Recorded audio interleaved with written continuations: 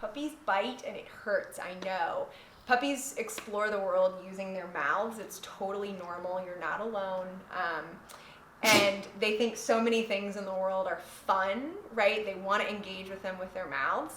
But the great thing is you can actually use like small little training sessions to start to teach them that the behavior you want is the not biting behavior. So I'll show you a few things that you can do, and then I'll give you a few tips for everyday life when biting gets bad.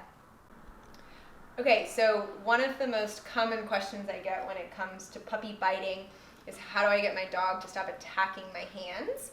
Puppy teeth hurt, right? So there's a simple progression that you can do with these little training sessions that we'll set up. You'll see I'll cover it with a few different common areas, but I want to start with hands since that's one of the biggest ones. Oh, good, my soda's okay. So what you're going to do first is just simply try to create a positive association between touch and food, right? So I'm going to deliver them at the same time. Yes. Yes. Right? So the treat and the touch come at the same time. The dog's going to pick the treat over biting your hand, and you're creating a positive association. Then you're going to separate the two, so the touch is going to come first. So, yes. I'm marking that the dog is not biting. Yes. If this is too much for your puppy, then you might have to back up a little bit and just simply show your hand first and mark for not biting before you progress, and that's totally fine. If that seems simple for your dog, then you can move to actually petting. Yes. Yes. Great job, guys.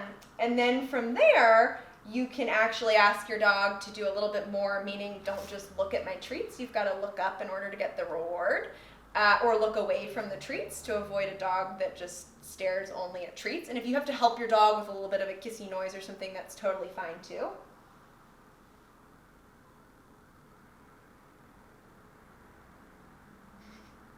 Yes, good.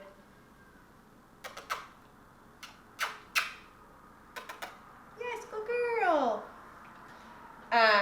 So you just keep slowly progressing. If all of a sudden you find your puppy's biting your hands again, take a step backwards and go to where your puppy is successful. So from there, I'll try to show you feet, because I know that's another common one. If you're standing up, your hands aren't available, your feet are a good target.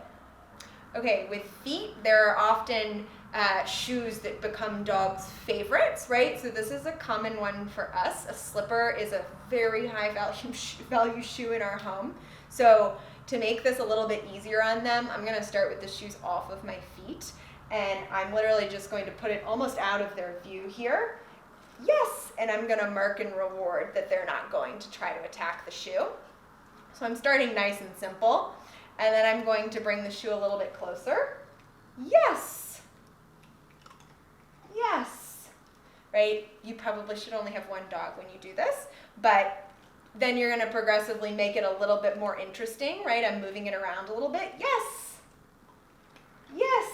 Again, if they start going after the shoe and you make it a fun item, back up, maybe less movement. So go where the dog is successful, because what you're doing here is reinforcing, which means you need to get to the behavior you want in order to reinforce it.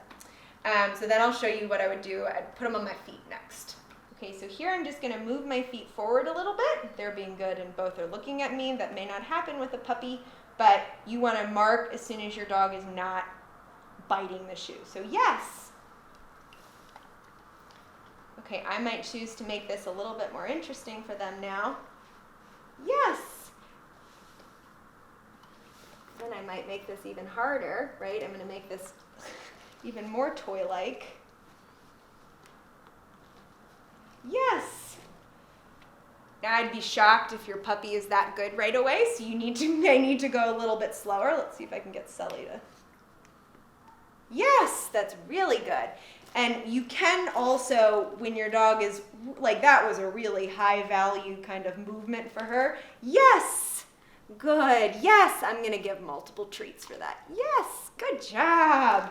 So again, go as slowly or as quickly as your dog's behavior indicates. You want your dog to succeed here. Okay, so those training sessions are great for teaching your dog the behavior that you want them to do, but it's going to take a little while for them to kick in. So you still have to figure out how to handle the biting behavior that in your everyday life. And one of the first things to just be aware of is that biting behavior is actually reinforcing for them. It's an enjoyable thing, right? They love interacting with people, playing, everything feels fun for them. It feels good in their mouths to chew. So letting that behavior continue will actually increase the behavior because it reinforces itself. So you want to do your best to just interrupt it. There's no need to like scream and yell because that actually can reinforce the same thing. So you want to do your best to just interrupt the behavior, right? You can say their name, make a little sound, and then you want to redirect to something that you're okay with them chewing. So if they're biting your hand, it would be great to redirect them to a toy or a chew that's already out.